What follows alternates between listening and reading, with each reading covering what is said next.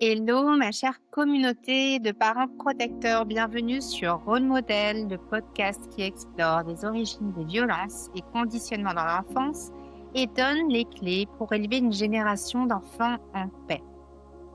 Le podcast des parents protecteurs. Je suis ravie de vous retrouver aujourd'hui pour un épisode sur l'application Tiers, une application qui aide à se protéger dans la communication avec le coparent. Avant de vous en dire plus, je vous invite à vous abonner, que vous soyez sur YouTube ou Spotify, c'est hyper important, ça m'aide vraiment à faire vivre le podcast et à soutenir nos combats pour la protection de l'enfance. En vous abonnant, vous serez sûr de ne manquer aucun épisode et vous contribuerez à donner plus de visibilité à notre message. Alors n'hésitez pas à partager cet épisode autour de vous. Je vous remercie infiniment pour votre soutien. Et maintenant, passons à l'épisode. Bonjour Eva. Bonjour Myriam. Vous êtes la créatrice de l'application Tiers, une application qui vise à gérer les échanges entre parents séparés, notamment dans le cas de violences conjugales. Pour commencer, j'aurais aimé que vous nous partagiez ce qui vous a amené à créer cette application. D'accord. Du coup, ce qui m'a amenée à créer cette application, c'est que j'ai moi-même été victime de violences conjugales. Ça a duré 13 ans en tout, donc 8 ans pendant la relation et ensuite 5 ans après la séparation. Et moi, quand je me suis séparée, quand je me rendais compte que ma situation n'était pas normale, je pensais qu'avec la séparation, tout allait s'arrêter. Ça n'a pas été le cas, la violence s'est simplement transformée. Mhm. Et j'ai compris en interrogeant des personnes qui avaient vécu la même chose que moi, que c'était, la plupart des cas, en fait, où la violence continue. C'est 76 des cas. J'ai cherché une solution pour communiquer avec mon ex-conjoint, sans recevoir d'insultes, de menaces ou de harcèlement.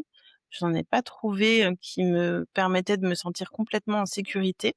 Donc j'ai eu l'idée de créer cette application qui s'appelle Tiers, qui permet de communiquer quand on est séparé pour violence conjugale, sans insultes, sans menaces, sans harcèlement et en ayant des preuves pour aller porter plainte. Mm. C'est vrai que c'est une réalité à laquelle on ne s'attend pas quand on est encore dans le couple. Mais quand on regarde les statistiques des féminicides, le gros ratio est chez les conjoints et ex-conjoints. Et effectivement, quand on se penche sur le profil, euh, comme le dit Christelle Petit-Colin, des manipulateurs, on va dire, c'est vrai que le fait de retirer la proie, c'est quelque chose qui génère une rage et qui va mener à un certain nombre d'actions à visée destructrice, en fait, à la Mmh. fois à destination de la mère, ça peut arriver aussi à destination du père et aussi au travers des enfants avec ce qu'on appelle les violences vicariantes. Tout Euh, ouais. Alors, c'est vrai que avant même de, alors, en sachant ça, ça donne pas tellement de courage pour partir.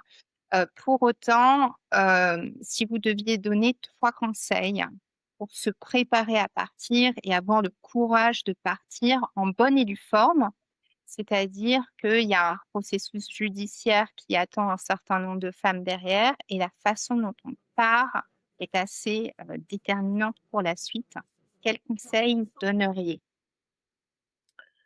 Le premier conseil que je donnerais, ce serait d'en parler à ses proches, à une personne à qui on a confiance, pas forcément la famille, mais quelqu'un qui nous connaît bien. Donc ça peut être, la famille, ça peut être des amis, ça peut être des collègues, de travail, mais d'en parler au moins à une personne avec qui on se sent en confiance pour pas être seul pendant ce processus qui est difficile, où on a besoin d'être, soutenu. Mhm. Hem Ensuite, le deuxième conseil, ce serait de se rapprocher d'une association de lutte contre les violences conjugales. Donc on a les CIDFF, on a les associations du réseau Solidarité Femmes. On peut appeler le 3919 pour avoir, des informations.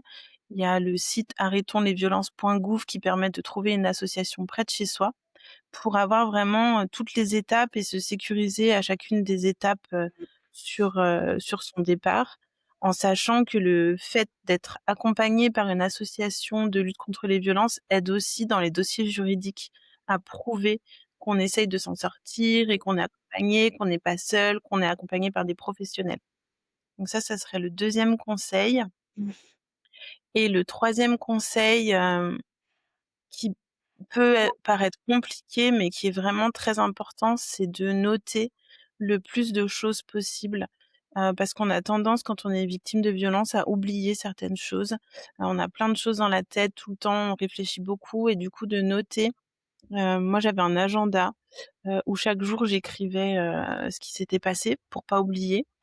Il y a une application qui s'appelle Mémo de vie, qui permet de noter ce qui nous arrive tous les jours, mais aussi d'enregistrer des preuves si besoin, donc des photos, heu, des écrits et cetera, de pouvoir vraiment tout avoir au même endroit. Et puis il y a, l'application Tiers que j'ai créée qui permet de récupérer tous les messages qu'on envoie et qu'on reçoit pour agrémenter son dossier juridique. Donc c'est vraiment d'avoir un maximum de preuves, Oui. pour se protéger. Mmh.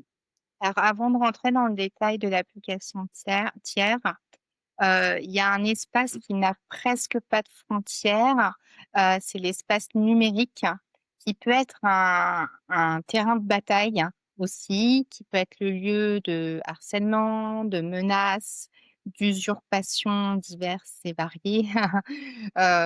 Pour donner un exemple personnel, moi j'ai perdu mon site professionnel de cette façon-là. Donc Mmh. ça m'a coûté beaucoup, des années de travail qui sont tombées, du jour au lendemain. Et à contrario, un autre exemple, on avait un compte Spotify partagé avec, des playlists, des par exemple, la playlist de l'accouchement, de mes 2 enfants. Bon, bah, c'est des choses, c'est pas ça a pas une valeur financière, mais ça a une valeur, mémorielle, affective. Du coup, c'est vrai qu'on se doute pas aussi qu'il y a intérêt à se protéger sur ce terrain-là. Si on devait lister, les endroits, les lieux numériques, où, il faut bien faire attention à changer les mots de passe, ou créer des protections, heu, vous penseriez à quoi? En premier, son ordinateur personnel et son téléphone. Veiller à ce que la géolocalisation soit bien désactivée aussi, Mmh. sur le téléphone et l'ordinateur. Mmh. Ensuite, il y a les mails, changer tous ses mots de passe de mail et changer les mots de passe, qui sont liés aux administrations. Les impôts, la CAF, Pôle emploi, hem, son compte bancaire, vraiment tout ce qui est lié, à l'argent en fait, de bien pouvoir changer ses mots de passe, Mmh. à l'argent et l'organisation. Je dirais aussi le mot de passe de sa box Wi-Fi, chez soi, pour que personne puisse se connecter de l'extérieur sur sa box Wi-Fi. Ah oui, Chose effectivement. que j'ai déjà entendue. Pareil pour les appareils Bluetooth type petites enceintes, où on peut changer, soit le nom, soit le code pour se connecter, vraiment faire attention à ça. Mmh. À quoi je pense aussi sur le numérique? Les clouds, ouais, Oui, les informations qu'on stocke sur les clouds, les drives, les stockages ouais. photos. C'est ça, tout ce qui est lié à la boîte mail, en fait, où on enregistre des informations. Hem, Ça me paraît déjà pas mal, Ouais. comme chose à sécuriser. Et puis après, le volet messagerie. Alors, bon, le fait est que, malheureusement, quand on se sépare, d'un ex toxique et qu'on a des enfants en commun, on est presque, forcé à communiquer sur une très longue durée et à, ce qu'on appelle coparenter, à donc s'envoyer des messages pour se tenir au courant, de la vie de l'enfant, des enfants. Et là encore, ça peut être un lieu, propice à la reviviscence, des violences, vécues, voire à la perpétuation des violences. Déjà, quels sont les risques à échanger avec un ex, violent? Le premier risque, je dirais, c'est d'avoir envie de retourner avec cette personne, Mmh. par la culpabilisation, par le fait de, se sentir mal à l'aise, d'avoir quitté cette personne si elle est dans une posture un peu compliquée, un moment de vie un peu compliqué, de se dire qu'on l'abandonne en fait et que, le pauvre ou la pauvre va se retrouver seul, comment est-ce qu'ils vont se débrouiller sans moi et cetera. Ça, je Mmh. pense que c'est un des premiers risques auxquels, à mon avis, on est beaucoup à avoir pensé, Mmh. que souvent l'après-séparation, surtout au début, est tellement un enfer qu'on se dit: «Bah, si je retourne, au moins je connais et je sais comment gérer». Alors que Mmh. là, je suis dans quelque chose de tout à fait nouveau que je sais pas gérer, qui est difficile. Mmh. Donc je pense que le premier risque, c'est de repartir, dans une situation violente. Je crois que la moyenne des départs est de 7 fois Mmh. avant d'avoir vraiment une séparation définitive. Mmh. Hem Le deuxième risque, bah, c'est de s'exposer, de continuer à s'exposer à des violences verbales, psychologiques, tout ce qui peut passer vraiment par les messages, de revivre des situations. On a des petits mots, on sait que ça nous rappelle telle situation. Il me disait tout le temps ça, cette phrase, il me la disait tout le temps. Donc c'est vraiment de rester encore, dans cette relation et de pas réussir à se reconstruire à côté. Donc je pense à ça et dans les risques des échanges, moi je trouve qu'il y a aussi, la difficulté à savoir quand est-ce qu'on communique ou pas, de trouver le juste milieu parce que souvent on a des informations qu'on est obligé de faire passer.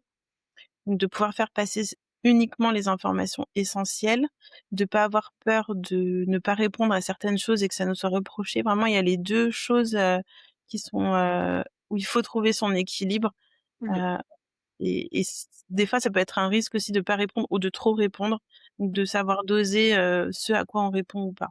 Mmh. Et ne pas se mettre en tort, hein, sous le coup de la colère, des émotions, répondre parce que c'est des tactiques aussi, hein. Mmh. C'est-à-dire, susciter l'émotion pour ensuite utiliser la réaction, heu, quand on est finalement sous le regard des juges, des avocats, des travailleurs sociaux. Donc effectivement, c'est hyper, hyper important. Alors moi, votre application, je l'ai découverte, hem, au moment de ma séparation. Et alors pour être complètement transparente, je peux te dire que j'étais, quand même dans la peur, beaucoup dans la peur et du coup, j'avais peur qu'il découvre que j'utilise une application, déjà. Alors du coup, est-ce que vous pourriez nous expliquer comment ça fonctionne techniquement? Hem, voilà, de la façon la plus vulgarisée possible.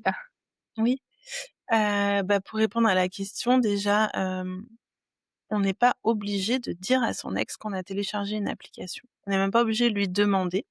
On a le droit d'utiliser une application de messagerie pour se protéger. Nous, on a créé un système qui est que quand vous vous inscrivez sur l'application, si vous avez peur d'en parler à votre ex ou si vous n'êtes pas à l'aise d'en parler de sa réaction, vous n'êtes pas obligé, on va créer un nouveau numéro de téléphone. Vous allez vous inscrire, vous allez rentrer vos informations et les informations de votre ex, son nom, son prénom, son numéro de téléphone et quand vous allez lui écrire depuis l'application, lui, il va recevoir un SMS de votre nouveau numéro de téléphone. C'est pas nous qui envoyons le premier SMS, c'est vous qui envoyez le premier SMS quand vous êtes prêt ou prête et vous écrivez ce que vous voulez. Moi, j'aurais écrit: «Salut, c'est Eva, voici mon numéro pour parler des enfants, tu peux me contacter ici». Mais vous pouvez écrire tout ce que vous voulez, voilà. Nous, on contrôle pas du tout ce que vous écrivez ou ce que vous écrivez pas. On n'envoie pas des messages à votre place à votre ex. Et en fait, le fait de créer ce nouveau numéro de téléphone, bah, ça permet que même si un seul des 2 parents s'inscrit, ça puisse quand même fonctionner. Si les 2 parents sont d'accord pour s'inscrire, s'il y a eu, un passage devant le juge aux affaires familiales, un passage en justice, un accompagnement d'une association, les 2 parents peuvent s'inscrire et utiliser l'application tous les 2. Dans ce cas, il y aura pas ce nouveau numéro de téléphone, mais s'il y a juste un des 2 parents qui veut l'utiliser, c'est possible. La deuxième chose, c'est qu'on a souvent peur des notifications. À chaque fois qu'on reçoit une notification, on a la boule au ventre, on on regarde rapidement pour savoir qui c'est en haut du téléphone et puis si c'est l'ex, on n'a pas envie de regarder, voilà, on a peur. Si c'est pas lui, tant mieux. Mais du coup, nous, on permet de choisir les moments où on se sentira à l'aise de recevoir des notifications. Donc ça peut être le soir quand les enfants sont couchés, ça peut être, entre midi et 2 parce qu'on est avec un ou une collègue avec qui on se sent rassuré. Ça peut être, le mercredi matin parce qu'on va dans une association spécialisée, chez le psychologue et cetera. On va choisir si on a envie d'être seul ou entouré au moment où on va recevoir les notifications et le reste du temps, on peut être tranquille sur sa journée de travail, on peut être tranquille sur ses moments avec sa famille, ses enfants, ses amis, ses loisirs et voilà, vraiment, donner du temps pour répondre quand on l'a décidé. Ne pas être assailli sous les messages et les notifications, toute la journée, vraiment pouvoir reprendre le contrôle. Mmh. Ensuite, on avait aussi, le fait que, les insultes et les menaces, bah, c'est compliqué d'en recevoir, hein, pour tout le monde. Donc on a mis en place un filtre qui va analyser le message, détecter s'il est safe ou pas et s'il y a des mots violents, vous prévenir. Avec un premier message: «Attention, ce message contient des mots violents». Mmh. Donc on le sait, mais on ne le voit pas tout de suite. C'est pas comme ouvrir son téléphone et avoir tout de suite un mot violent, qui apparaît. Donc là, on a la possibilité, s'il y a du contexte autour, de voir le message sans, voir le mot qui est violent, que nous on remplace par langage fleuri avec, l'expression langage fleuri écrite et des petites fleurs autour. Comme ça permet de voir s'il y a, «Oui, langage fleuri, je vais récupérer les enfants, t'inquiète». Voilà. On a l'info, les enfants seront récupérés aujourd'hui, pas de souci. Par contre le reste, bah, j'ai pas besoin de le savoir. J'ai pas besoin de savoir ce qui a été dit, c'est dans tous les cas, c'est pas bienveillant. Mmh. Et la dernière chose, c'est que si on a besoin d'aller porter plainte, normalement, on devrait faire des captures d'écran.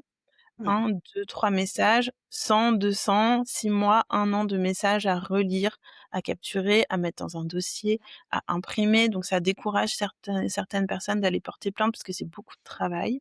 Ouais. Donc nous, là, on fait un export de toutes les communications qu'on peut télécharger. Ça fait un historique sous forme de tableau, tel jour, à telle heure, telle personne envoyait tel message. Et dans cet historique, on a vraiment tout le contenu du message. Il y a plus de filtre. Donc il peut servir de preuve juridique pour aller porter plainte. Et c'est beaucoup plus pratique, autant pour les personnes qui vont porter plainte que pour les personnes qui reçoivent les plaintes, d'avoir vraiment tout cadré dans un seul document très clair. Mmh. Voilà les fonctionnalités, le nouveau numéro de téléphone, la possibilité de choisir les notifications, le filtre pour les mots violents et l'historique. Mmh. Et du coup, le langage fleuri, quand on télécharge, là, ça télécharge en non masqué? Oui, D'accord. exactement. Ouais, L'historique, il n'y a pas de filtre. d'accord. Ouais. En termes de géolocalisation, est-ce qu'il y a une protection? Je pense aux mères qui sont, pour le coup, dans mes clientes, il y a des clientes qui sont en fuite, hein, ou qui sont en tout cas qui cherchent à protéger, leur localisation, par rapport à des violences, physiques notamment. Là, qu'est-ce qui est mis en place pour s'assurer que, elles puissent pas être géolocalisées? Nous, on récolte pas les données de localisation dans l'application. Mmh. Donc, si elles sont géolocalisées, ce sera pas à cause de l'application.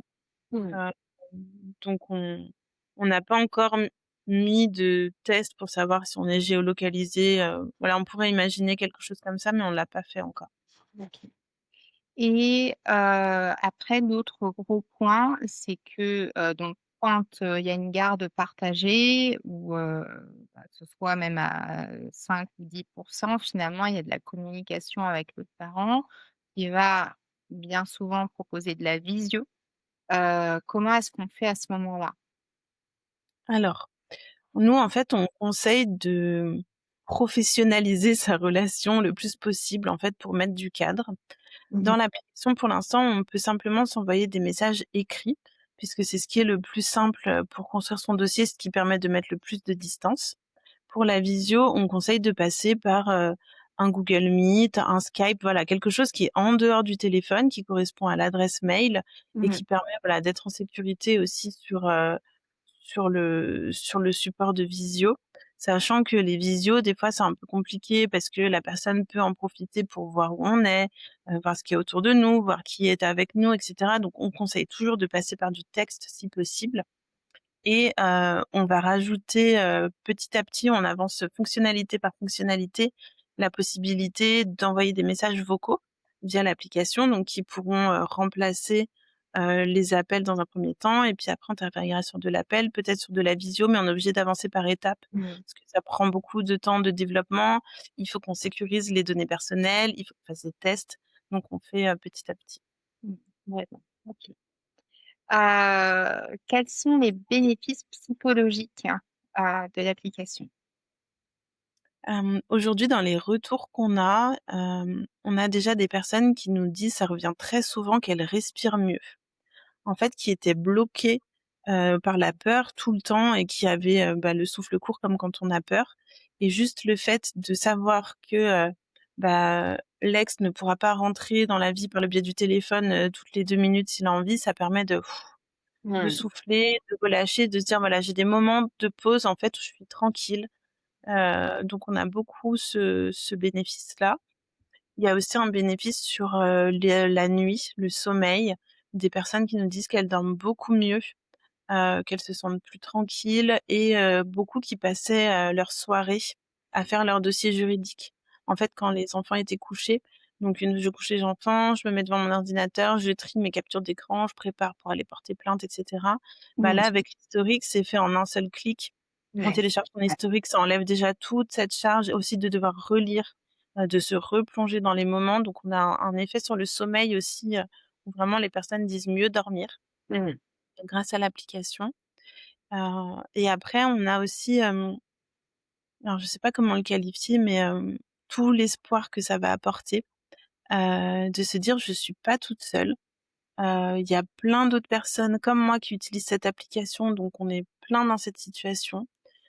Une fois, il y a une dame, à qui une association a présenté l'application et elle a dit: «Oh, quelqu'un a pensé à nous». En fait, toutes ces personnes qui pensaient qu'elles étaient en marge, qu'elles étaient toutes seules, que personne ne pensait à elles, là, elles se sentent comprises, elles sont plus mises de côté, elles ont un outil, qui est vraiment dédié pour elles et ça change beaucoup de choses aussi de se sentir, entourée. Super. Et c'est vrai que la difficulté, après bon, c'est des traumatismes qui sont vécus. Donc les victimes se retrouvent dans des situations de stress post-traumatique et donc il faut pouvoir réguler son système nerveux et pour pouvoir le faire, il faut des espaces de sécurité et donc savoir que sur une plage horaire, il y a pas d'attaques qui Mmh, qui peuvent arriver par message, par téléphone, voilà, par présence physique. Au moins une fois qu'on est parti, voilà, on est dans son appartement et c'est son espace de sécurité et après, il y a, effectivement la possibilité de couper les notifications donc ça effectivement, ça fait beaucoup de bien et de ne pas lire ouais, les mauvaises paroles, ouais. donc ça c'est super. Je sais qu'il y a beaucoup de personnes, je reçois un message, il faut que je réponde tout de suite et du coup, Mouais. ça met un stress. Qu'est-ce que je vais répondre? Qu'est-ce que je dois dire? Alors que si on a pas la notification tout de suite, bon, on répond quand on est prête, en fait, Mmh. et du coup, il y a plus le truc de tout le temps être sollicité aussi, Mmh. pour répondre, tout de suite qui fait du bien. En fait, je pense que plus on a de temps de calme, plus on peut se reconstruire et devenir plus fort ou plus forte pour, la prochaine attaque, parce qu'il y en aura forcément une à un moment. Mmh. Mais d'avoir des moments de repos plus importants, ça permet de se reconstruire un peu plus vite quand même. Et en fait, une bonne stratégie, c'est justement de ne pas répondre tout de suite, de ne pas répondre sous le coup de l'émotion, de faire comprendre à l'autre qu'on n'est pas une calculatrice sur laquelle on appuie sur des boutons. Disposition, Voilà et donc ça instaure, un premier niveau de détachement, finalement qui va être salvateur, par la suite, en fait. C'est vrai que complètement. ça, c'est génial. Hem, pour les mères qui sont, dans des situations de précarité financière, j'ai pu, entendre que vous aviez, des partenariats avec certaines associations. Est-ce que vous pourriez nous en parler? Oui, déjà depuis le mois de mai 2025, l'application, offre une version gratuite. Donc on peut se connecter et utiliser l'application tout de suite sans avoir à payer. Donc nous, on offre 30 messages, qu'on peut envoyer, depuis l'application, pour commencer à l'utiliser si on a besoin de se sécuriser tout de suite. Si on a Mmh. besoin, de la version qui est plus élaborée, de la version premium qui coûte normalement 9,90 € par mois et qu'on ne peut pas, les personnes peuvent nous contacter. en nous disant dans quel département elles sont et nous, on va les mettre en lien avec une association de notre réseau qui bénéficie d'abonnements qu'elle peut leur redonner gratuitement. Donc on a plusieurs départements, je peux vous dire si vous voulez. Mmh. Heu, alors, hop, je vais vous dire tout de suite. On a la Savoie, donc le 73, avec une association qui s'appelle Savoie de femmes. On a le Rhône avec le CIDFF du Rhône. On a le 95 avec une association qui s'appelle Mon âme sœur. La Haute-Savoie, le 74 avec une association qui s'appelle l'Avige des Savoies. Le 42 avec la Sauvegarde 42. Le 21 avec Solidarité Femmes 21. Le Nord avec le CIDFF du Nord. Le 77 directement avec la CAF, la Caisse d'allocation familiale. La Haute-Loire, donc le 43 avec le CIDFF. Toujours en Savoie, on a la CPTS Arlysère qui distribue des abonnements et le 02 avec France Victimes. Donc on a vraiment de plus en plus d'associations et pour toutes les personnes qui sont dans la région Auvergne-Rhône-Alpes, même si, c'est un département que j'ai pas cité, la région propose des abonnements directement donc ne pas hésiter à venir vers nous pour qu'on redirige vers une association qui pourrait demander des abonnements à la région. Mmh. Hem, Même si, c'est une association avec qui on n'est pas en contact, nous, en fait, on prend contact tout le temps, avec les associations pour leur proposer un partenariat. Donc, si quelqu'un se retrouve dans une ville où il y a pas d'association, ne pas hésiter à nous dire: «Voilà, je Mmh. connais telle association, est-ce que vous pouvez prendre contact avec elle?» Et comme ça, nous, on ira les voir. Ça peut être un appel aux associations aussi pour prendre contact avec vous et Ouais, faire complètement. se Oui. poursuivre plus tard. Et je sais que vous avez aussi des partenariats avec certaines entreprises. Alors là encore, quelles entreprises et comment est-ce que ça fonctionne? Alors, pour les entreprises, on fonctionne en plusieurs étapes. Donc on peut faire déjà un webinaire de sensibilisation. Donc nous, on essaye de faire des webinaires pour que les personnes ne se sentent pas stigmatisées si elles vont à une conférence. Des fois, les personnes peuvent avoir peur d'être vues ou de leur réaction par rapport à certaines choses pendant la conférence. Donc Mmh. nous, on le fait en ligne, comme ça on peut se connecter en anonyme, écouter, prendre les informations. Donc là, nous, on va expliquer les violences, comment elles se manifestent, qu'est-ce qui fait qu'on a du mal à partir, comment est-ce qu'ils font pour qu'on ne parte pas. On va aussi expliquer si on est un collègue ou une collègue qui a remarqué quelque chose, ben, comment est-ce qu'on peut aider, accompagner et orienter une personne dans son entourage. On va donner les informations de ressources en interne à l'entreprise, parce que souvent il y en a, qu'on connaît pas forcément. Et Mmh. puis les ressources en externe, comme j'ai dit tout à l'heure, les associations, le 3919, le violentomètre, toutes ces ressources, mais on les redonne encore une fois pour que vraiment tout le monde puisse en prendre connaissance. Donc ça, c'est une première chose qu'on peut faire avec les entreprises. Ensuite, on peut aussi former les managers, les RH à accompagner, détecter, orienter les personnes dans cette situation parce que souvent, on ne sait pas trop comment faire. Mmh. Quelles phrases j'utilise, voilà, comment je convoque à un entretien, sans faire comprendre que c'est ça. Donc ça peut être, la formation et après ça peut être, la distribution d'abonnements, directement, acheter des abonnements à offrir aux salariés qui en auraient besoin. Donc pour permettre vraiment d'être en sécurité, bah, tout le temps parce qu'on sait bien qu'on laisse pas les violences conjugales quand on ferme la porte de sa maison. On les amène bien sûr avec soi au travail et ça a des impacts. Donc si les entreprises peuvent aussi aider, leurs salariés à se sentir mieux, à se reconstruire, à ne pas perdre leur emploi à cause des violences pour après se précariser, bah, nous, on serait contente, d'accompagner encore plus d'entreprises comme ça. Mmh. Et là encore, une personne qui est dans tel ou tel groupe, comment elle prend connaissance que, par exemple, son entreprise fait partie des sociétés partenaires? Alors si l'entreprise est partenaire, on organise toujours un webinaire de lancement Tous les salariés sont invités pour présenter l'application, dire que l'entreprise a pris des abonnements pour ses salariés et expliquer comment ça fonctionne et comment se les procurer. Donc normalement, il y a un mail qui est envoyé à tous les salariés et un webinaire qui est organisé. OK, super.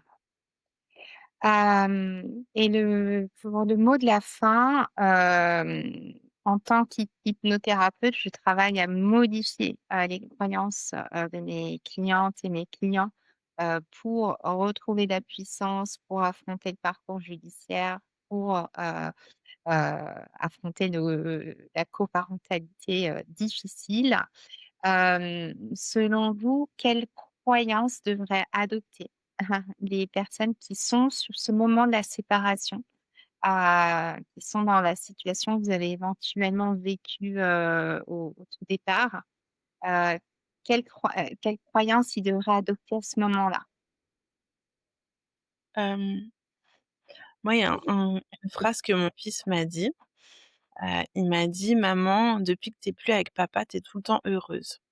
Donc ça déjà, de se di parce que souvent on reste pour les enfants, pas briser la famille et cetera et en fait, de se séparer, pour les enfants, d'avoir un parent qui est serein, qui se sent bien, qui a presque toutes les capacités mentales pour bien s'occuper de son enfant, bah, c'est très important. Hem, donc je pense déjà se dire que, bah, voilà, on va reprendre du pouvoir en fait, vraiment sur sa vie et que ce sera bénéfique et pour nous et pour nos enfants. Hem, Après il y a quelque chose moi qui m'a beaucoup aidée aussi, c'est de se dire et de prendre conscience que tout ce que notre ex nous reproche, c'est un miroir de ce que la personne pense d'elle et pas de nous. Mm. Et en le comprenant comme ça, de voir qu'en fait ces attaques, elles sont pas du tout justifiées. C'est juste des choses qu'eux aimeraient avoir chez eux et qu'ils n'ont pas et qu'ils projettent sur nous. Donc moi ça m'a aidé à comprendre plein de choses et à avancer beaucoup plus vite. Hem et puis,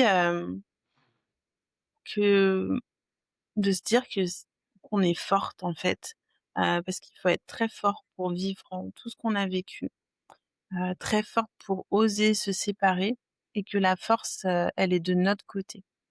Pas du côté des personnes qui essaient de nous écraser pour se sentir plus puissants, mais de notre côté à nous déjà d'être, restés tout ce temps, d'avoir eu de l'espoir, d'avoir essayé de faire confiance et après d'avoir pris la décision de partir et de se prioriser soi-même.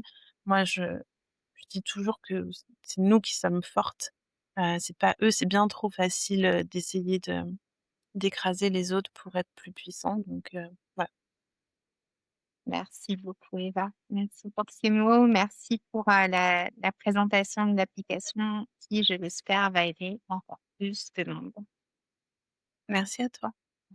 J'espère que l'épisode vous a plu. Si c'est le cas, n'hésitez pas à vous abonner, que vous soyez sur YouTube ou Spotify, et à partager l'épisode sur les réseaux sociaux, dans vos réseaux amicaux, familiaux ou à toute personne pour laquelle cette information peut être utile pour protéger encore mieux et plus largement les enfants. Si vous voulez être une réelle contribution, soyez un exemple.